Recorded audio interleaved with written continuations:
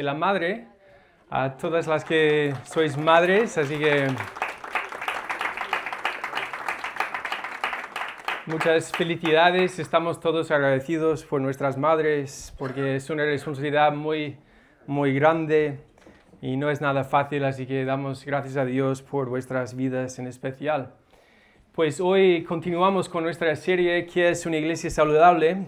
Y hoy nos toca en especial el tema del discipulado y el crecimiento. Y pues me gustaría preguntarnos aquí en el principio, pues cómo se ve el proceso de la transformación en la vida de un creyente. ¿Cómo se ve ese proceso de transformación en la vida de un creyente? Podemos recordar y sabemos que es por gracia que somos salvos por medio de la fe. Pero después, ¿qué pasa? Podemos pensar acerca de lo que es la justificación, el acto de recibir el perdón de Dios por medio de la fe en Cristo. Y es la declaración de Dios que uno es justo, perdonado, inocente, sin culpa, pero obviamente no en base a nuestro mérito, sino en base a la justicia de Cristo, ¿verdad? La justificación es una obra de Dios que es completa y perfecta, es decir, que uno o es justificado o no lo es. Pero también podemos recordar que nuestra salvación no es simplemente un evento del pasado siendo declarado justo, sino al final realmente es solamente el comienzo, ¿verdad? Y por eso podemos considerar y hablar acerca de la importancia de la santificación, esa vida de transformación continua. Si la justificación es el acto de recibir una nueva vida en Cristo, una nueva identidad, entonces la santificación es el proceso continuo de vivir conforme a esta nueva identidad que hemos recibido. Por eso hablamos acerca de un nuevo nacimiento, una nueva creación, una nueva identidad, pero ahora es como, venga, hay que vivir conforme a esta realidad. Entonces, si veis, el orden es muy importante. Porque el cristianismo no es vivir de tal manera que recibas una nueva vida. Es vivir de tal manera debido a quien ya eres en Cristo. Entonces, ¿cómo sucede esto? Sabemos que también la santificación es debido al poder del Espíritu Santo en la vida del creyente, para que esa persona que ya vive en Cristo, pues cada vez más se parezca a Cristo mismo. Entonces, la vida cristiana es una vida de crecimiento continuo centrada en el Evangelio. Creciendo en nuestro entendimiento del Evangelio y en nuestra necesidad de Cristo. Entonces, somos llamados al final a vivir conforme al Evangelio. Si somos cristianos, es nuestro deber, es nuestro llamado y una invitación. Es decir, que el Evangelio debe obviamente influir en todas las áreas de nuestra vida. El Evangelio debe cambiar nuestra forma de pensar, nuestra manera de vivir, tanto en el trabajo, con el dinero, con nuestras amistades, en el matrimonio, incluso en la crianza de los hijos. Es que al final el Evangelio lo redefine todo. ¿Cómo entendemos el mundo, verdad? ¿Cómo entendemos la propia vida? Lo que significa ser humano, lo que es vivir como fuimos creados para realmente vivir. Entonces, al final, cuando hablamos en esta mañana acerca del discipulado, queremos ver que el Evangelio se convierte en nuestro filtro para todo. Y estamos hablando y queremos considerar en esta mañana lo que es este proceso de transformación que al final dura toda una vida hasta nuestra futura glorificación. Pero hasta entonces, ¿cómo podemos crecer en nuestro entendimiento del Evangelio? ¿Cómo podemos vivir conforme al Evangelio? ¿Cómo podemos andar como es digno del Señor? Pues, considerando el discipulado y el crecimiento, podemos empezar con una sencilla definición de un discípulo. Es simplemente un aprendiz, un alumno, un seguidor. Entonces, en este contexto, hablando de un discípulo de Cristo, estamos hablando de un seguidor de Jesús, alguien que ha renunciado a su pecado y ha confiado en Jesús como su Salvador, pero también como su Señor, ¿verdad? Es decir, que un discípulo de Cristo ha muerto a sí mismo y ahora vive para aquel que murió en su lugar. Y poco a poco Cristo le va transformando desde el interior hacia afuera. Entonces, queremos considerar cómo este proceso del discipulado y crecimiento, sí, suele suceder en nuestras casas, en nuestro tiempo a solas con el Señor, pero el contexto principal donde vemos el discipulado, el crecimiento del creyente, es en el contexto de una iglesia local. ¿Por qué? Porque siempre habrá alguien más maduro que nosotros en la fe que nos puede ayudar, guiar y enseñar, pero también siempre habrá alguien que lleva menos tiempo como cristiano, que también le podemos acompañar y enseñar acerca de la Biblia. Entonces, como incluso Miguel ha orado antes, pues el discipulado no es simplemente un programa, sino más bien toda una cultura, ¿vale? Entonces, vamos a leer ahora Colosenses 1, versículos 3 al 14, aunque no vamos a profundizar en cada detalle de cada versículo, pero para que tengamos un poco más amplio el contexto de lo que estamos viendo aquí, ¿vale? Entonces vamos a leer Colosenses 1, 3 al 14 y luego vamos a orar y seguir con la predicación. Dice así la palabra del Señor: siempre orando por vosotros, damos gracias a Dios, Padre de nuestro Señor Jesucristo, habiendo oído de vuestra fe en Cristo Jesús y del amor que tenéis a todos los santos, a causa de la esperanza que os está guardada en los cielos, de la cual ya habéis oído por la palabra verdadera del Evangelio, que ha llegado hasta vosotros, así como a todo el mundo, y lleva fruto y crece también en vosotros, desde el día que oísteis y conocisteis la gracia de Dios en verdad, como lo habéis aprendido de Epafras, nuestro consiervo amado, que es un fiel ministro de Cristo para vosotros, quien también nos ha declarado vuestro amor en el Espíritu.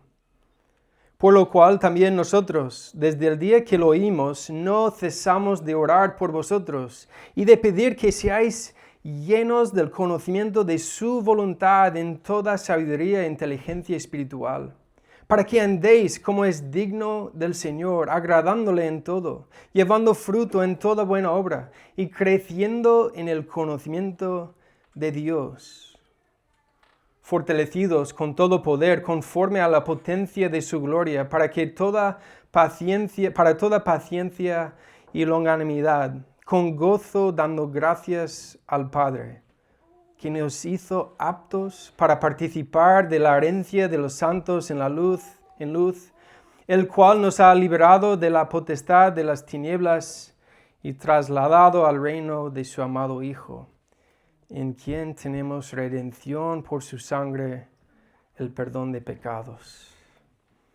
Oremos. Dios, qué tremendo es este pasaje que nos recuerda a los que somos cristianos, Señor, los que hemos nacido de nuevo, nos recuerda acerca de nuestra nueva identidad, pero también nuestro llamado de andar como es digno del Señor. Así que ayúdanos a meditar sobre estas verdades. Señor, también pido por el incrédulo que está aquí en esta mañana, que todavía no ha confiado en Cristo. Ayúdale a también meditar sobre lo que está escuchando. Señor, pedimos que tú estés obrando en nuestros corazones en esta mañana. En el nombre de Jesús oramos. Amén. Wow, es un pasaje tremendo, ¿verdad? Podemos considerar un poquito el contexto de lo que está pasando aquí. Sabemos que Pablo está escribiendo a estos creyentes en Colosas. Pablo está encarcelado y no había ni conocido a estos creyentes en persona. Y Colosas era una ciudad que sería donde actualmente Turquía, que tenía sobre todo pues raíces y tradiciones paganas. ¿Y qué es lo que sucede aquí? Nos habla el texto acerca de un consiervo amado llamado Epafras, que Pablo le llama un fiel ministro de Cristo para ellos. Entonces, lo que Epafras hace, lo que Dios utiliza a Epafras para hacer es anunciar el Evangelio, proclamar el Evangelio ¿Y qué sucede? Es el patrón que vemos muchas veces en la Biblia. Cuando se predica el Evangelio, pues algunos lo escuchan y responden ¿cómo? En arrepentimiento y fe. Es decir, que algunos, al haber escuchado el Evangelio, nacen de nuevo. ¿Y qué sucede después? La noticia de estos nuevos creyentes empieza a difundirse. Pablo dice, habiendo oído de vuestra fe en Cristo Jesús, también habla del amor que tenéis a todos los santos. Pablo destaca cómo habían oído la palabra verdadera del Evangelio y ahora lleva fruto y crece en ellos. Entonces, ¿cuál fue la respuesta de Pablo al recibir estas noticias acerca de estos nuevos creyentes? Pues gratitud y alabanza a Dios por la salvación de estos hermanos. Es decir, que damos gracias a Dios, Padre de nuestro Señor Jesucristo, por vuestra fe. No da gracias, curiosamente, a los colosenses por su fe, sino a Dios. ¿Por qué? Porque es Dios quien salva. No les había conocido, pero les escribe esta carta para animarles ahora en su nueva identidad a crecer y madurar en su fe, con el deseo de presentarlos perfectos en Cristo, como acaba este capítulo en versículo 28. Pues Pablo también quiere destacar la importancia de permanecer fieles a las Escrituras y a la verdad del Evangelio de Cristo. Entre estos cristianos colosenses, algo sucedió después de convertirse, es que poco a poco se estaba perdiendo la centralidad de Cristo y su obra redentora, porque habían comenzado a mezclar otras tradiciones y enseñanzas con el verdadero Evangelio. Entonces aquí Pablo está llamándoles y invitándoles a volver a la centralidad de Cristo y su obra redentora. Y por eso la carta en sí es algo muy cristocéntrico. Lo veremos luego también cuando Pablo les apunta más adelante en versículos 15 al 18 acerca de Cristo. Pero lo que queremos ver en esta mañana es cómo estas personas en este lugar, pues, ¿qué es lo que había pasado? Hubo de verdad una auténtica conversión de estas personas. Es decir, que habían creído en el Evangelio. Pero, ¿qué necesidad había todavía en sus vidas? Una necesidad de crecer, una necesidad de empezar a andar como es digno del Señor. Una necesidad de recordar su herencia prometida por parte de Cristo. ¿Y cómo se ve este crecimiento en la vida diaria? Pues queremos meditar sobre estos puntos en esta mañana, pues simplemente llevando fruto, creciendo también en el conocimiento de Dios, siendo fortalecidos con todo poder y dando gracias al Padre. Y es por eso que vamos a meditar sobre todo en versículos 9 a 14, pero no debemos pasar por alto el hecho de que vemos aquí Epafras enseñándoles. Pablo les hace recordar el hecho de que han aprendido de Epafras. Yo creo que ahí desde la entrada nos puede chocar porque para aprender y crecer pues requiere humildad. Reconocer que no sabemos todo, que alguien nos tiene que enseñar las verdades acerca de Cristo. Y por eso más adelante en esta carta Pablo dice, vestíos de humildad. También en Filipenses 2:3, nada hagáis por contienda o por vanagloria, antes bien con humildad, estimando cada uno a los demás como superiores a él mismo. Pues me gustaría volver a leer versículo 9 de Colosenses 1, que dice, por lo cual también nosotros, desde el día que lo oímos, no cesamos de orar por vosotros y de pedir que seáis llenos del conocimiento de su voluntad en toda sabiduría e inteligencia espiritual. ¿Qué está pidiendo Pablo por ellos? Que sean llenos del conocimiento de la voluntad de Dios. ¿Es tu deseo también por tus hermanos en Cristo? ¿Por tu propia vida? ¿Cuál es la voluntad de Dios? Pues nos dice en Juan 6:40 que todo aquel que ve al Hijo y cree en Él tenga vida eterna.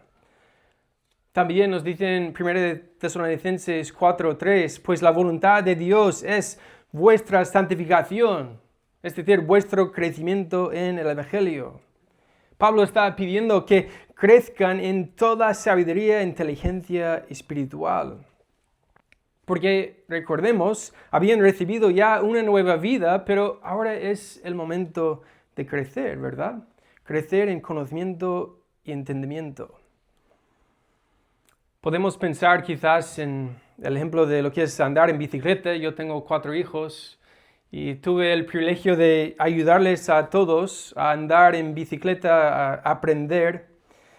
Y sabemos todos que pues empieza un niño pequeño pues con los ruedines, ¿verdad?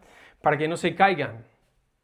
Pero luego con el tiempo, el propósito de pues montar en bici es precisamente para disfrutar de andar en bicicleta, ¿verdad? Entonces, imaginaros si llevamos toda la vida simplemente andando en ruedines. Sería una tontería, ¿verdad? Llega el día en el que tienes que quitar esas ruedines para ayudarles y pues yo iba al lado de ellos enseñándoles, ellos iban poco a poco aprendiendo, yo iba pues corriendo a su lado mientras que ellos pues miraban hacia el frente y pedalaban. Entonces es como el proceso en la vida de aprender y crecer, aprender y crecer. También me venía a la mente, pues esta semana he estado en casa de Austin y Ellie y justo, no sé, hace poco plantaron algunos tomates y ni entramos en conversación sobre el propósito de plantar tomates, porque se entiende por el contexto. Si plantas tomates, pues ¿qué esperas? Que te crezcan, que te salgan tomates, ¿verdad? Entonces es algo obvio y lo mismo sucede en el discipulado, en la vida del cristiano, que queremos aprender a andar, como Pablo está diciendo aquí, como es digno del Señor. Sabemos que, vale, en primer lugar tenemos que arrepentirnos y creer, pero también tenemos que empezar a conocer a Dios por quién realmente es. No por simplemente quién creemos que es o quién queremos que sea. No, tenemos que entender quiénes somos también realmente. No las personas que esperamos ser o quienes somos realmente. Nuestro entendimiento de quién es Dios y su voluntad para nuestras vidas es lo que debe influir todo. Entonces Pablo está aquí pidiendo que crezcan en sabiduría, inteligencia espiritual. Uno quizás puede preguntarse, pero mira, ¿no es que los seres humanos somos inteligentes? Sí, somos inteligentes, incluso acabamos de volver a pasar acerca de la luna. El ser humano es obviamente muy inteligente, pero aquí no está simplemente pidiendo más conocimiento, más inteligencia, sino sabiduría espiritual, inteligencia espiritual. ¿Por qué? Porque podemos recordar en 1 Corintios 2:14, el hombre natural no percibe las cosas que son del Espíritu de Dios, porque para él son locura, y no las puede entender porque se han de discernir espiritualmente. Por eso Pablo pide que sean llenos del conocimiento de su voluntad en toda sabiduría e inteligencia espiritual. ¿Qué nos dice? Eso es como un contraste con lo que nos dice nuestra sociedad. Haz lo que te haga sentir feliz, vive tus sueños, sé fiel a ti mismo y sigue tu corazón.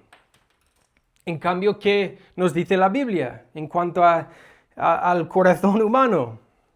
Pues Jeremías 17:9, engañoso es el corazón más que todas las cosas y perverso, ¿quién lo conocerá?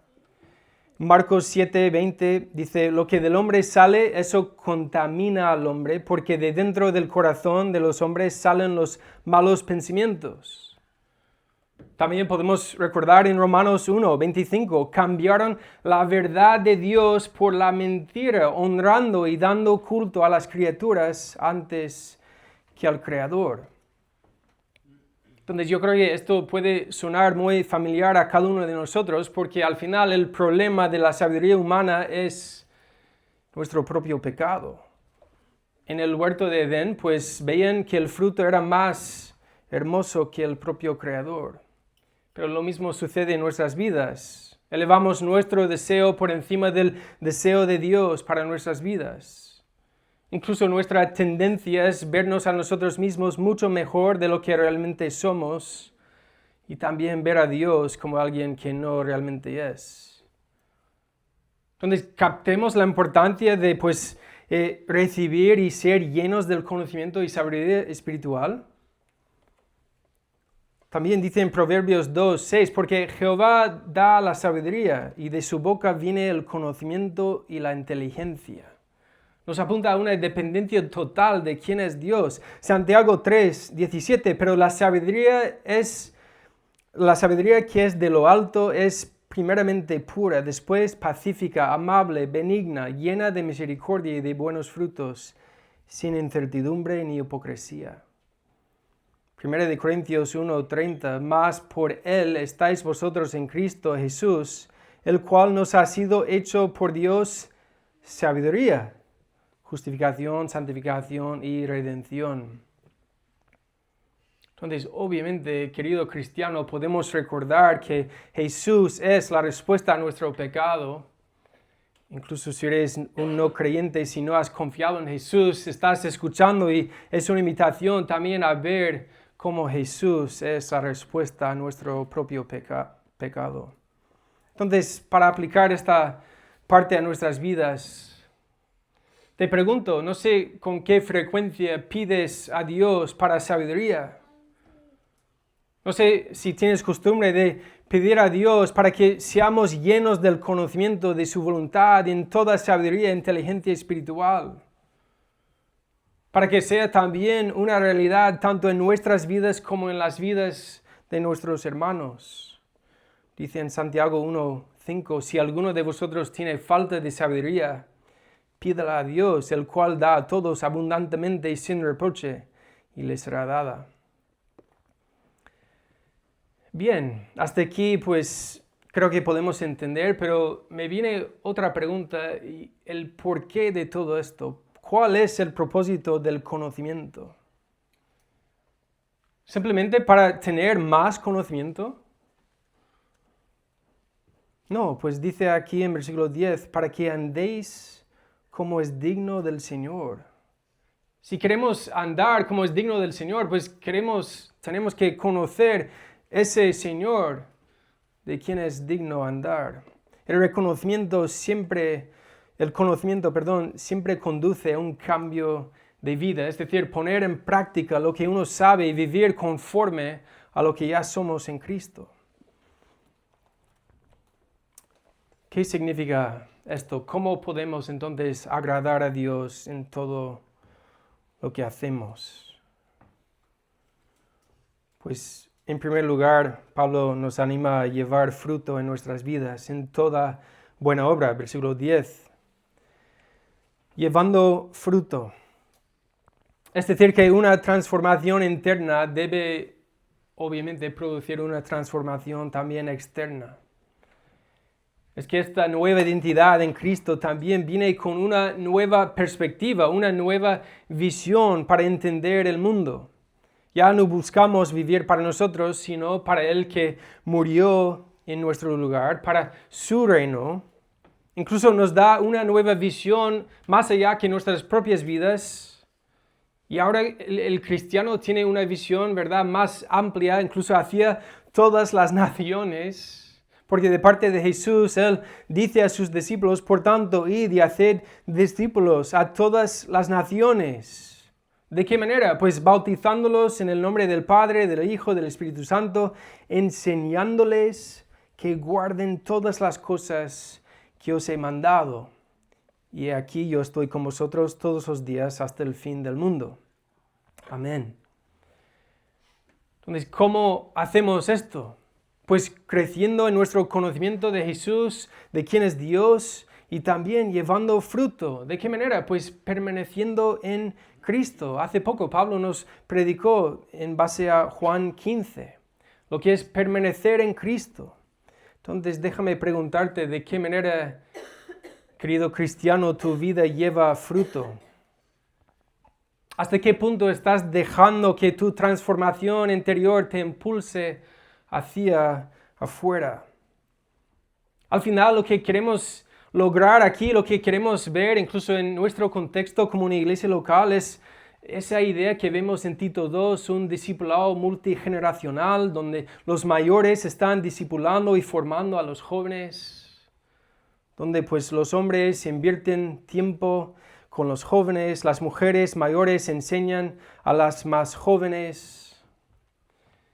Entonces, en primer lugar, queremos llevar fruto en nuestras vidas, pero incluso el hecho de invitarlos a llevar fruto vuelve otra vez a destacar nuevamente la importancia de crecer en el conocimiento de Dios.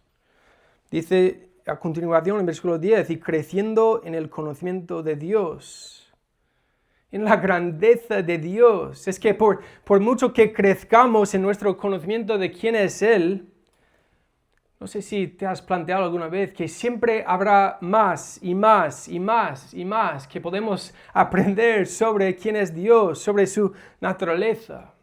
El hecho de que Dios es omnisciente, tiene conocimiento total de todas las cosas. Dios sabe las cosas perfectamente. No hay nada que Dios no entienda o que Dios no sepa. Podemos reflexionar sobre el hecho de que Dios es omnipotente, tiene todo el poder, es todopoderoso y sin limitaciones. Dios es omnipresente, Dios es eterno, es decir, que no está limitado por el tiempo ni por el espacio, está en todas partes y en todo momento. Y eso solamente son 3 de sus muchos atributos. También se puede meditar sobre su santidad, sobre su misericordia, sobre su gracia, sobre su justicia, su ira y su amor. Entonces, ¿cómo podemos crecer en el conocimiento de Dios? ¿De qué manera Pablo les apunta a crecer en el conocimiento de Dios? Pues apuntándolos nuevamente a Cristo, para que conozcan más y más a Cristo. Escuchad lo que dicen versículos 15 al 18. Él es, hablando de Cristo, la imagen del Dios invisible, el primogénito de toda creación. Porque en Él fueron creadas todas las cosas, las que hay en los cielos y las que hay en la tierra, visibles e invisibles, sean tronos, sean dominios, sean principados, sean potestades. Todo fue creado por medio de Él y para Él. Y Él es antes de todas las cosas, y todas las cosas en Él subsisten. Y Él es la cabeza del cuerpo que es la iglesia. Él que es el principio, el primogénito de entre los muertos, para quien todo tenga la preeminencia. Y ahí sigue Pablo destacando la belleza de quién es nuestro Señor y Redentor, Cristo Jesús.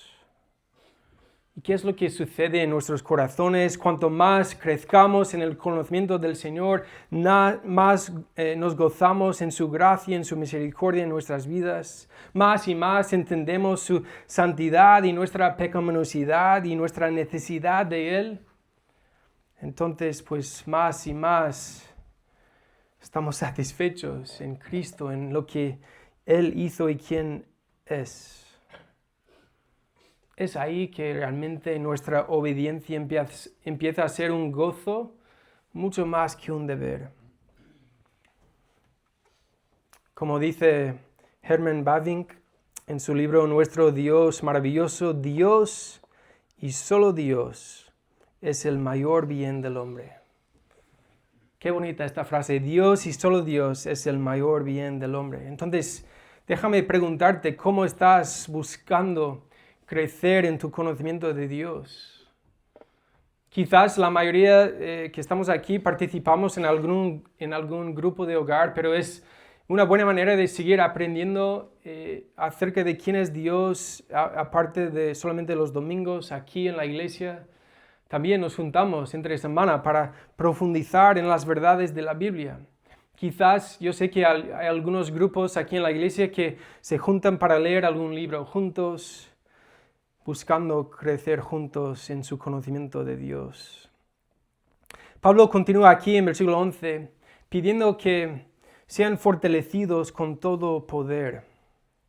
Dice, fortalecidos con todo poder, conforme a la potencia de su gloria, para toda paciencia y longanimidad.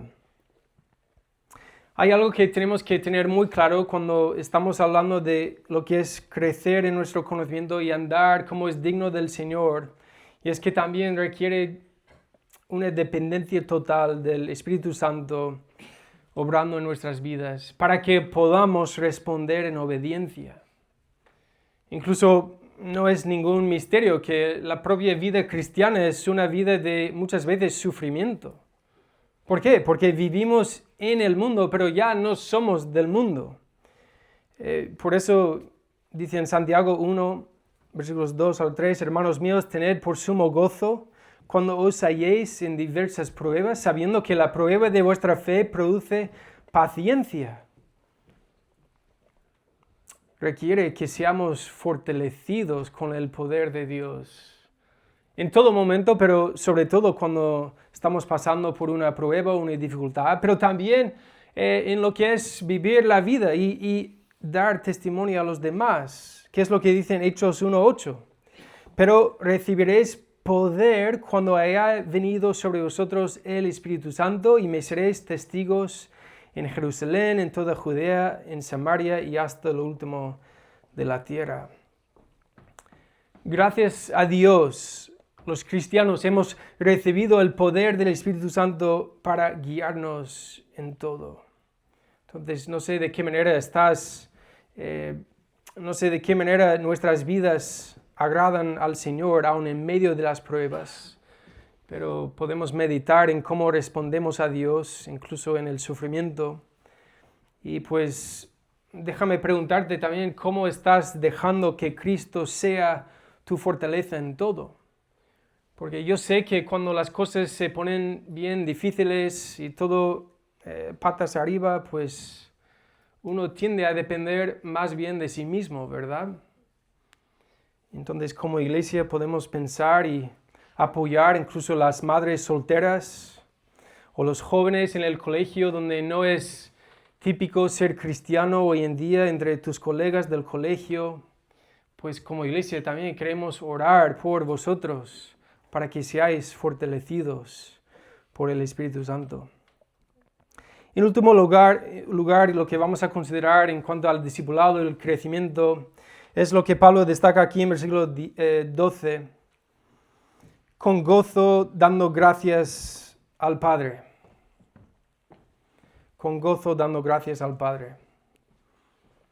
Al final, si queremos andar como es digno del Señor, pues nuestras vidas vamos a acabar, como no, agradando al Señor, reflexionando en todo lo que Él ha hecho por nosotros y dándole gracias.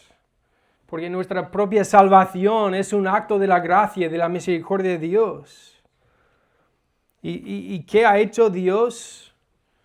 Pues como Pablo continúa aquí, les da motivos para dar gracias a Dios, diciendo en 13, el cual nos ha librado de la potestad de las tinieblas y trasladado al reino de su amado Hijo, en quien tenemos redención por su sangre, el perdón de pecados.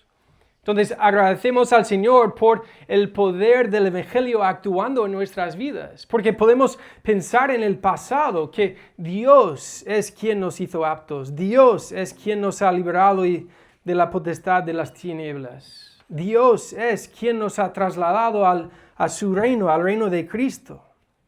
Pero no es solamente mirar al pasado, sino también mirar al presente y el futuro, sabiendo que hemos ya recibido una nueva herencia y somos redimidos y somos perdonados.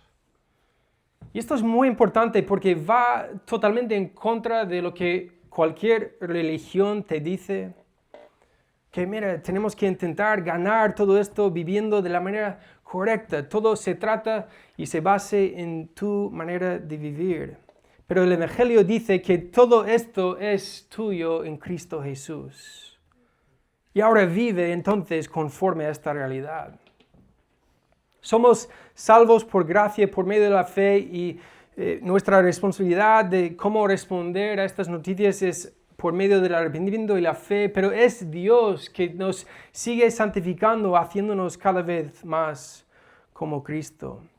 Y si alguna vez lo dudes, pues déjame recordarte las palabras de Pedro en Filipenses 1:6, el que comenzó en vosotros la buena obra, la perfeccionará hasta el día de Jesucristo. Entonces, nuestra respuesta ante todas estas verdades es una vida de gratitud y alabanza. ¿Cómo no? Entonces, para meditar en lo que hemos escuchado en esta mañana y aplicarlo a nuestras vidas en cuanto al discipulado y el crecimiento, podemos ver que el discipulado y el crecimiento al final se trata de toda una comunidad centrada en Cristo que siempre está creciendo y madurando y respondiendo a Jesús y sus enseñanzas a nivel personal, pero también en comunidad. Entonces el discipulado bíblico normalmente es lo que vemos en las Escrituras, tiene que ver con miembros de una iglesia que son intencionales en invertir en la vida de los demás, para que crezcan y para que juntos crezcamos en semejanza a Cristo, buscando crecer cada vez más en la madurez espiritual. Este discipulado se caracteriza por la transformación de diferentes aspectos de nuestras vidas. Tanto nuestro corazón, todo empieza ahí, ¿no?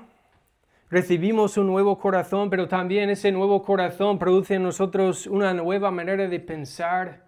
Entonces consideremos pues una mente transformada. Ahora pensamos de manera diferente, más bien en lo que quiere Dios para nosotros que nuestros propios deseos. También transforma nuestros afectos. Ahora estamos completamente satisfechos en Cristo. Y al estar satisfechos plenamente en Cristo, produce en nosotros nuevos deseos para una voluntad transformada, hacer la voluntad a la hora de nuestro Padre, que resulta, yo creo, en relaciones transformadas, aprendiendo en humildad, teniendo gracia, extendiendo el perdón, siendo ejemplo a los demás. Y todo esto para un solo propósito transformado, para hacer todo para la gloria de Dios. Entonces, no sé si en esta mañana ves cómo el discipulado no es realmente nada opcional. Tú captas cómo es una gran bendición formar parte de una iglesia que te puede ayudar a crecer y madurar en tu fe. Captemos cómo no es tanto un programa, sino más bien un estilo de vida entre nosotros, buscando a Cristo juntos. Pues aquí en Videa, pues las maneras en que normalmente intentamos pensar en el discipulado es, comienza aquí mismo en el culto dominical, también es un momento de discipulado, de aprender cómo andar, cómo es digno del Señor y crecer en conocimiento de quién es Dios, pero también en las casas, en los grupos de hogar o quizás en las clases que hacemos de vez en cuando sobre la teología o quizás en los grupos pequeños para rendir cuentas con los hermanos, orar unos por otros. Entonces, para concluir, me gustaría invitar a todos, sobre todo los que somos miembros de esta iglesia, que sea un hábito entre nosotros orar para que seamos llenos del conocimiento de Dios y sabiduría e inteligencia espiritual. Orar para que vivamos de manera digna del Señor, llevando fruto en toda buena obra, creciendo en el conocimiento de Dios, siendo fortalecidos con todo poder y dando gracias al Padre. Y antes de terminar también, si no eres cristiano, nuestro deseo también es que puedas en esta mañana responder ahora en arrepentimiento y fe, meditando en la verdad del Evangelio, la belleza del Evangelio, sobre esta buena nueva de Cristo. El hecho de que el Dios, el único Dios verdadero, el Creador justo y misericordioso del universo, ha mirado a los hombres y mujeres pecadores y sin esperanza, y ha enviado a su Hijo, Dios encarnado. ¿Para qué? Para llevar su ira contra el pecado mediante su muerte sustituida en la cruz. Y para mostrar su poder sobre el pecado y la muerte, pues a través de la resurrección de entre los muertos, de modo que cualquier persona que se arrepienta de su pecado y de sí mismo y confía únicamente en Jesús como su Señor y Salvador, pues pueda ser reconciliado con Dios para siempre. Si te gustaría escuchar más acerca de eso, si tienes dudas, pues te invitamos a hablar con alguien después del culto. Pero vamos a acabar ahora orando y pasamos a la siguiente parte del culto. Dios, muchas gracias por esta visión que tú nos das, sobre todo para tus hijos, Señor. Para que una vez que hayamos nacido de nuevo, Señor, podamos poco a poco ir creciendo y andando como es digno del Señor. Señor, al final esta es tu visión para nuestras vidas, no es algo que nosotros hemos inventado para intentar controlar las personas, más bien reconocemos que es el bien mayor para cualquier ser humano, Señor. Tú mismo, queremos conocerte más y más. Así que gracias por darnos tu palabra, por revelarnos quién eres por medio de ella. Y gracias por la bendición que es la iglesia, Señor, donde junto a otros pecadores que han sido salvos por gracia, podemos crecer en semejanza a Cristo, nuestro Señor y Salvador. Señor, ayúdanos a ser una comunidad centrada en Cristo que pone estas verdades en práctica cada día, Señor. Así que oramos en el nombre de Cristo. Amén.